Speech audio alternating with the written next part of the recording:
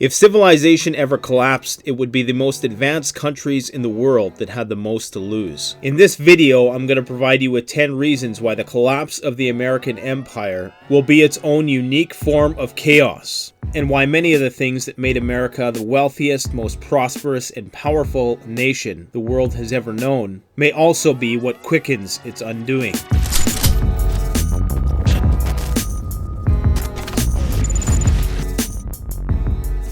No one continent is a better reflection of the spectrum of human experience, as does North America. From the high point of human achievement in humanitarianism to some of mankind's darkest deeds.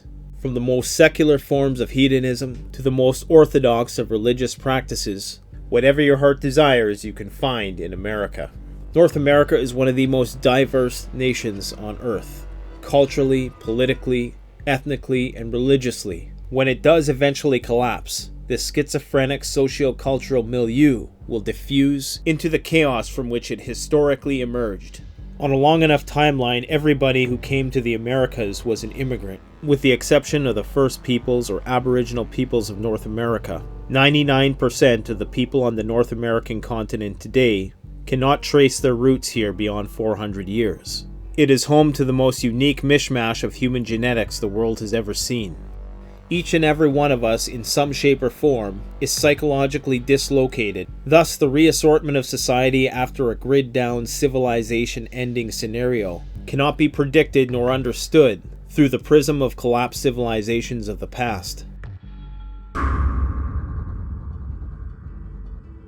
There's a variety of different events which can lead to the breakdown of the critical infrastructure that society depends on to provide for its people. Cyber attack, economic depression, global conflict, pandemic influenza, ecological disasters, meteorological disasters, and terrorism, to name a few. These are things which can slow our increasingly fast-paced, technologically dependent society to a halt.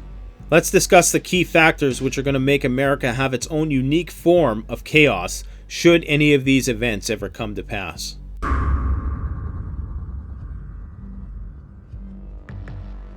Imagine if the world was a building that was on fire. Those who lived in the penthouse, should they have to jump out the windows, would have a much farther distance to fall and likely wouldn't survive the crash. Whereas those countries who had less to benefit from the current set of economic living arrangements that we have in the world have a lot less to lose and much less distance to fall.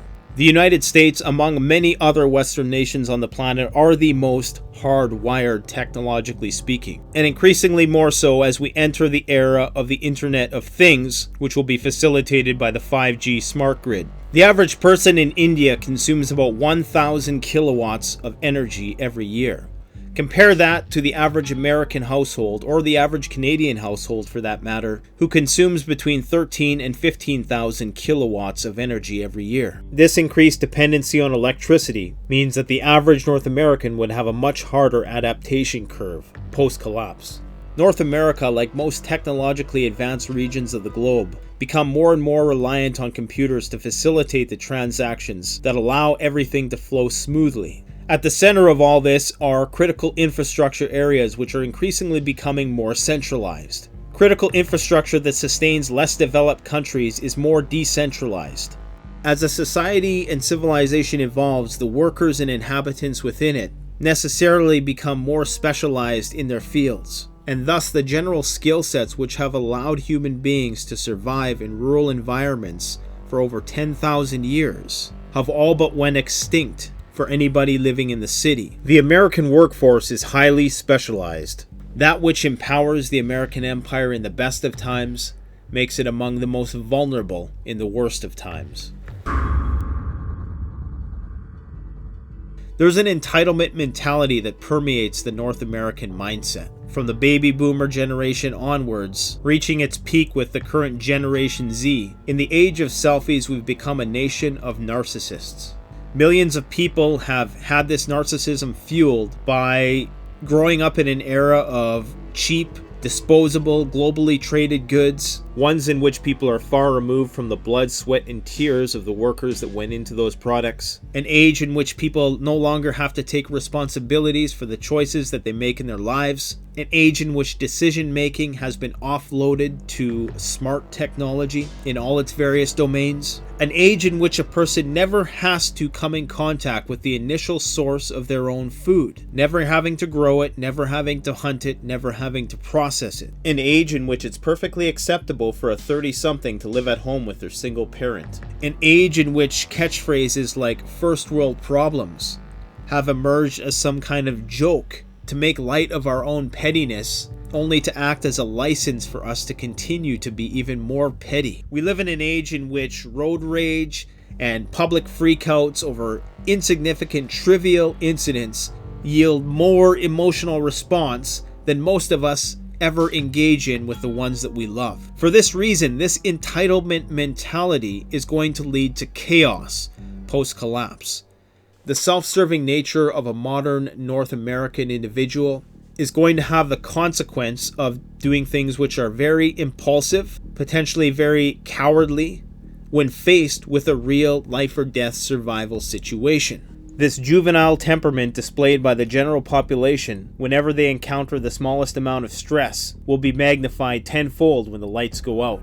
Within this sheltered bubble of an existence, people have become highly neurotic when it comes to managing the adrenal responses when put in fight or flight situations. SHTF will be a constant fight or flight situation. Many people are simply going to buckle under the pressure and snap, and this will manifest as excessive cowardice or excessive aggression, both of which will put the people around them at risk of harm. America is perhaps one of the most divided countries on the planet. Almost every election that goes by, it's nearly a 50-50 split between the right and the left. The country is as polarized in its beliefs as is mathematically possible. At the crux between this debate between right and left and individualist and collectivist is a core set of beliefs revolving around secularism versus Christianity. Christianity being the belief system espoused by over 200 million Americans. However, many of their lifestyles more emulate the secularist view. The family unit is something that emerged throughout history as a survival strategy. First came the family, then came the tribe. As nuclear families also become a thing of the past with increased divorce rates and lack of meaningful connection with extended family members, this has had the effect of further isolating people and making them more entrenched in their individualist, self-serving beliefs.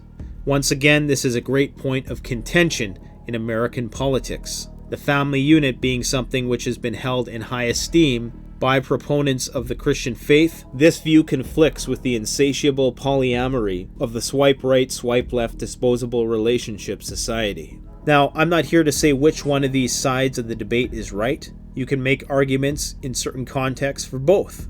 But it's clear if the grid ever went down in America, our isolated, self-serving lifestyles will not serve the task of societal reconstruction well.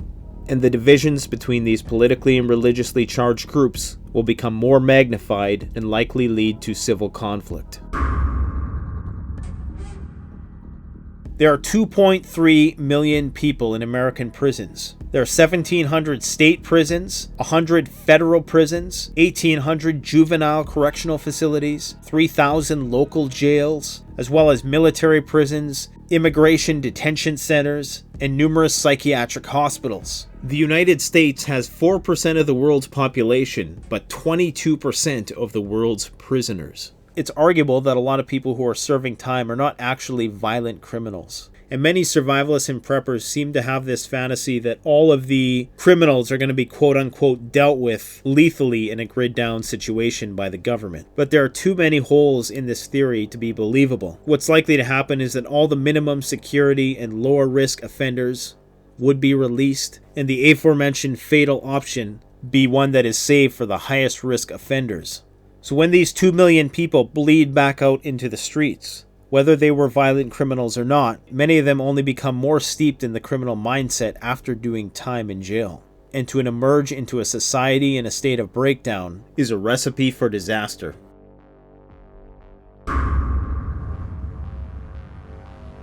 To make matters worse, there's approximately 33,000 gangs in the USA. While many of these gangs are juvenile or street-level gangs, many of them are also sophisticated criminal networks with very complex chains of command and hierarchical structures. It should be expected that the more organized crime syndicates will maintain their ranks as a survival strategy in a post-collapse environment. These gangs will have a head start over the general population, which as previously indicated will be isolated and not organized into groups large enough to defend themselves. To counteract the crime problem in the United States, which can be attributed to many different factors, there has been an increasing militarization of the police. The more corporal and reactive approach has been preferred over a more preventative community building strategy.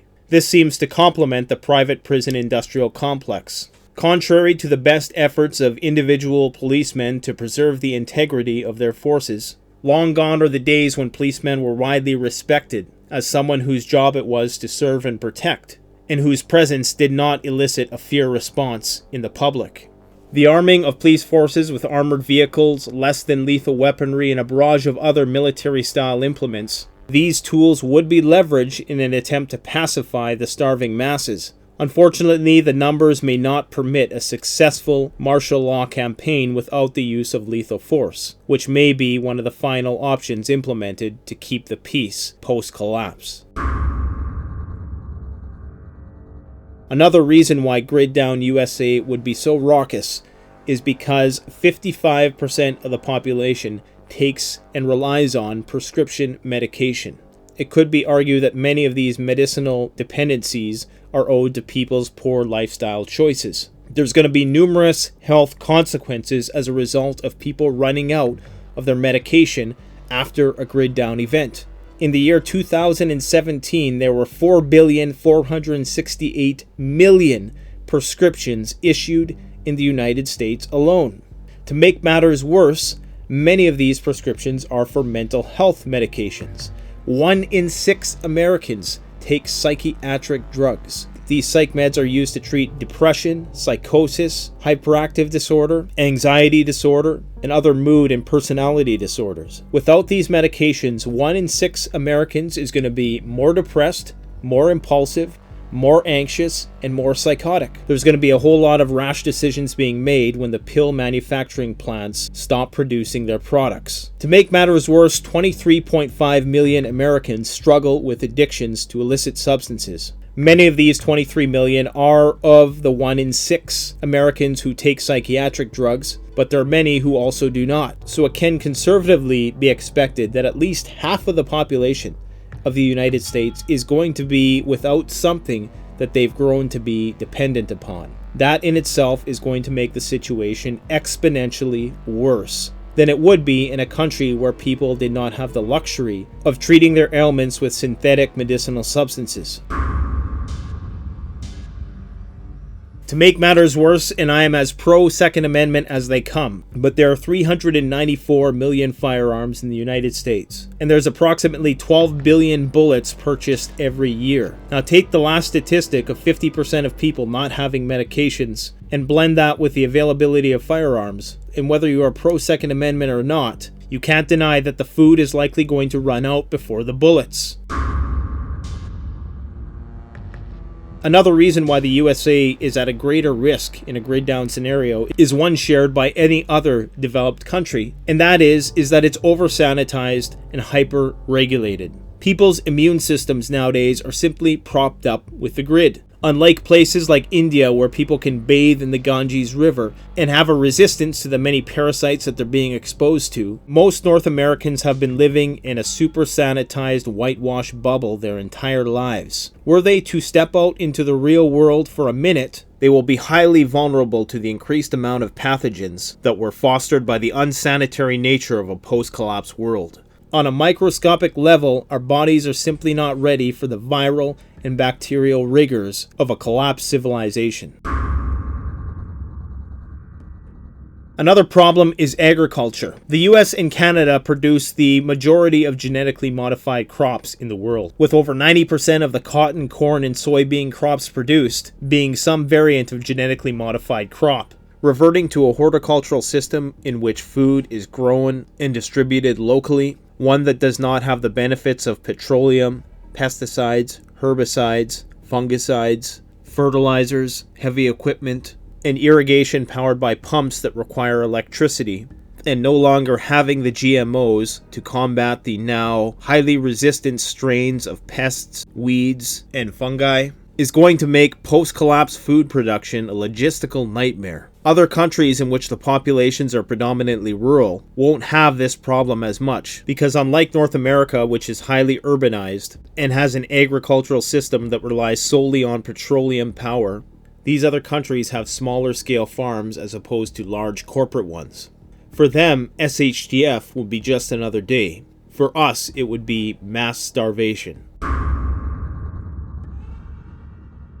82% of North America is urbanized. Now that's far from the highest as far as other countries rank. But once again, these 82% of people are completely reliant on food, water, fuel, medicine, and specialized trades in order to survive in these large metropolises. It is physically impossible for the millions of urban inhabitants to sustain themselves off locally available goods and services for the short term, never mind indefinitely. The average North American meal travels 1,500 miles to get to their plate. And of course, the United States is the third most populous country on Earth, with 330 million people. That's a lot of people to manage, and there's a lot of bureaucracy which is required to manage it. The collapse of government on a regional, state, and national level will lead to dissolution and chaos. The sheer geographical size and scope of the North American continent is but yet another one of the many reasons why relying on a unified approach to mitigating any large-scale disaster is not a reliable strategy for individual survival. Our complex society requires aggressive centralization in order for it to function. Without technology and electricity, there can be no centralization. Collapse is essentially the rapid decentralization of critical infrastructure. Another major problem which may cause the collapse itself is the current credit bubble in the United States. The average personal debt in the United States is $38,000. 25% of that is credit card debt. If you factor in mortgages, the average household is in debt $137,000. If you factor in the per capita portion of the national debt, each U.S. household owes $860,000. Needless to say, most of these debts will never be paid off. Compare that with other countries which we often call poor. While wealthy nations and the individuals within them have far more assets than impoverished ones, most impoverished countries carry very little debt, such that the wealthier your country is, the greater amount of debt it has. And the United States is no exception to this rule, leading the charge with $22 trillion in debt and climbing. Eventually, the chips will be called in and the market is going to collapse. For a nation which has been conditioned to measure its self-worth on the basis of the material possessions it can garner, this will be as psychologically catastrophic as it is financially. To add fuel to this fire, the United States has one of the greatest wealth discrepancies in the world, with the top 3 billionaires having the equivalent in wealth to the bottom 50% of the population. So it's no surprise that these billionaires have alternative homes in other countries. The mentality of the West, which is best epitomized in the American mindset, is an individualist mentality. Although the individualist capitalist model has brought America great wealth and prosperity, in times of great hardship, this may defy the tribalism and collectivism required for a community to function in a grid-down environment. Individual concessions may have to be made in a world in which survival is going to depend on the size of your tribe. Currently, that's not required. Everybody can live in their one-bedroom cubicles and never be required to form meaningful relationships with their neighbors. This alienation, which is partly being propagated by social media, has also crippled our ability to communicate with one another without our digital devices. This do-it-yourself mantra of Western civilization works excellent in peacetime and in times of prosperity, but it's going to make it very hard for people to adapt to the necessary egalitarian phase of societal reconstruction. 「To top it all off, the US military is spread very thin, positioning itself in dozens of different countries around the world, as it's tasked itself with the leading role of trying to maintain international law and order around the planet. These are resources which are not going to be able to be employed domestically to stabilize the situation at home. These are among the main reasons why Grid Down in the USA will be its own unique form of chaos. We must not be deceived by the facade of civility that carries us from day to day in peacetime. The fact is that the average North American is highly medicated, highly socially isolated, highly individualistic, completely hardwired to the grid, whitewashed and sanitized, highly urbanized, devoid of basic survival skills, is polarized politically, is of poor relative health, and is incredibly well armed. This, my friends, is a recipe for disaster, so you better get ready. Thanks for watching. Canadian Prepper out. The best way to support this YouTube channel is to support yourself by gearing up through CanadianPreparedness.com or BugoutRoll.ca. Premium quality gear at the best possible price using the incredibly secure and easy to use Shopify platform. We offer free shipping to the United States for orders over $200 USD and free shipping to Canada over $75. So support the channel by supporting yourself.